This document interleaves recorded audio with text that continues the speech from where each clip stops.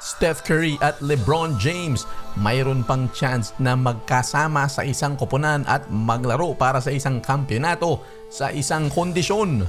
Nakita nating lahat sa kauna-unahang pagkakataon kung papaanong maglaro na magkasama ang isang LeBron James at Steph Curry ng seryosohan mga kabasketball, di ba? Sa 2024 Paris Olympics at marami ang nangangarap na pwede kayang magsama itong dalawang ito. Pwede pa naman, hindi ba?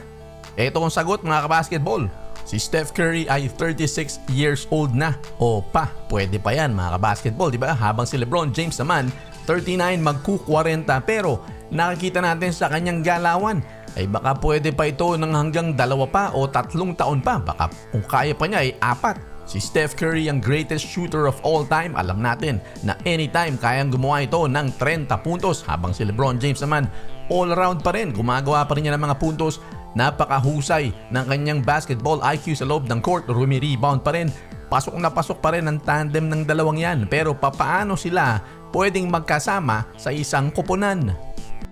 Marami mga basketball analyst dito sa Amerika sa mga major networks mga kabasketball ang nagsasabi na hindi na raw mananalo ng kampeonato si LeBron at si Steph Curry dahil nga hindi madaling makakuha ng mga iba pang malalakas na player. Siyempre, kinakailangan meron kang papasweldo dyan. Kakasya ba yung iyong team budget?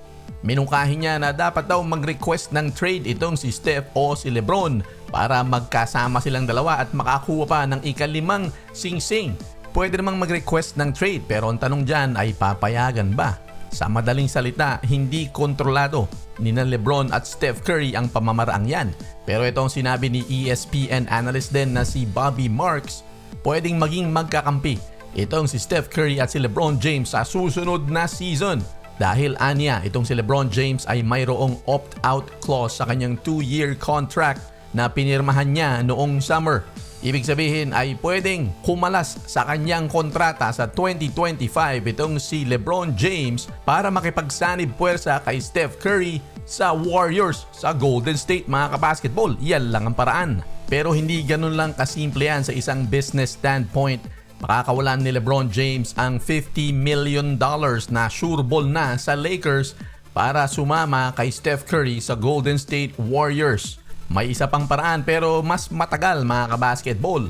Pwedeng laruin ni Steph Curry ang kanyang kontrata hanggang 2026 at magsasabay silang dalawa na mamili ng kupunan na kanilang paglalaruan. Ayun lang, medyo umidad pa sila ng 2 taon noon.